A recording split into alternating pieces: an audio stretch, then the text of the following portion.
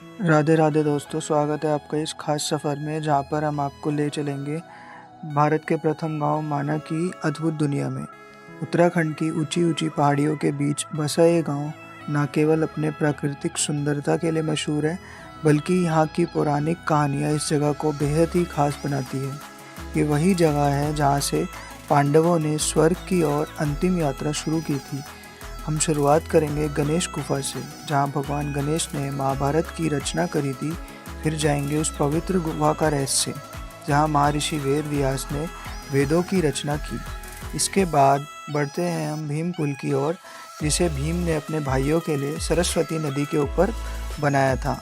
अंत में हम जाएंगे वसुधारा जलधारा, जो एक रहस्यमय स्थान है जिसकी एक भी बूंद पापी मनुष्य पे नहीं गिरती है। पानी की बूंदें केवल उन्हीं पर गिरती है जो सच्चे मन से यहाँ आते हैं। और जो चाइना में स्थित कैलाश पर्वत है, उसके मानसरोवर झील की धारा यहीं पर आपको देखने को मिलती है। तो दोस्तों, तैयार हो जाइए इस रोमांचक सफ़र के लिए। तो चलिए करते हैं इस यात्रा की शुरुआत। बद्रीनाथ धाम की यात्रा के बाद अब हम आगे बढ़ते हैं एक और अनोखी जगह की तरफ, माना गांव। भारत का प्रथम गांव बद्रीनाथ से माना गांव का सफ़र लगभग 3 किलोमीटर का है। जैसे जैसे हम आगे बढ़ते हैं, ठंडी हवाएं और बर्फ़ से ढके पहाड़ हमारे साथ चलते हैं। माना गांव भारत का प्रथम गांव जो तिब्बत की सीमा के बिल्कुल पास में है। गांव की गलियों में चलते हुए हम देख सकते हैं कि यहाँ की परंपरा और संस्कृति आज भी जीवित है। अब हम चलते हैं गणेश गुफा की तरफ। माना जाता है ये वही जगह है जहाँ भगवान गणेश जी ने महर्षि वेद व्यास जी के कहने पर महाभारत का लेखन किया था।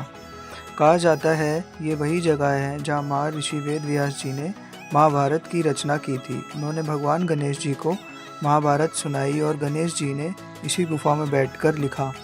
व्यास गुफा को देखकर आप महसूस करेंगे कि यह साधारण सी दिखने वाली गुफा कितनी असाधारण घटनाओं की गवाह है।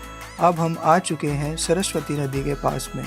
मान्यता है कि इसी स्थान पर महाभारत काल में पांडव ने अपनी अंतिम यात्रा शुरू की थी। सरस्वती नदी को पार करते समय पांडवों के लिए भीम ने एक विशाल चट्टान से भीम पुल का निर्माण किया था, ताकि सभी सुरक्षित रूप में नदी पार कर सकें।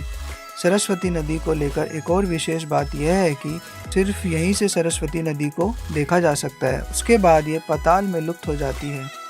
यहाँ पर आपको माँ सरस्वती देवी की प्रतिमा नजर आएगी और उनके पास में ही मानसरोवर नदी से आते हुए ये वाली पवित्र जलधारा नजर आएगी, जो कि चाइना में स्थित कैलाश पर्वत मानसरोवर से आती है। यहाँ आए भक्त इस पवित्र जल को ग्रहण करते हैं। सरस्वती नदी के दर्शन करने के बाद हम आगे बढ़ते हैं एक कठिन लेकिन अद्भुत ट्रैक की ओर, वसुधारा फॉल। कहा जाता है पांडव इसी जगह से स्वर्ग की ओर गए थे और यहाँ पर आपको ये स्वर्ग में जाने वाला प्रवेश द्वार नजर आएगा। रास्ते में हरे भरे पेड़ और बर्फ़ से ढकी चोटियाँ आपकी सारी थकान दूर कर देंगी। वसुधारा वाटरफॉल का ट्रैक कुल 6 किलोमीटर है। ये ट्रैक उबड़ खाबड़ रास्तों और पहाड़ों से होकर जाता है। शुरू में आपको खड़ी चढ़ाई का सामना करना पड़ता है, लेकिन आसपास के नज़ारे आपकी थकान को कम कर देते हैं। और ये रहा हमारा अंतिम पड़ाव, वसुधारा फॉल। दूर से ये झरना आपको अपनी ओर खींच लेता है और ये झरना अपने आप में ही एक रहस्य है। कहा जाता है इसके बारे में कि पानी की एक भी बूंद पापियों के ऊपर नहीं गिरती है। लगभग 6 किलोमीटर का ट्रैक करके हम पहुंच जाते हैं अद्भुत स्थल पर। यह वाटरफॉल लगभग 400 फीट की ऊंचाई से गिरता है और इसका ठंडा पानी आपके सफ़र की सारी थकान दूर कर देता है। वसुधारा का अर्थ है धरती की धारा, और ये जल धारा केवल उन्हीं पर गिरती है जो शुद्ध मन और अच्छे कर्म वाले होते हैं।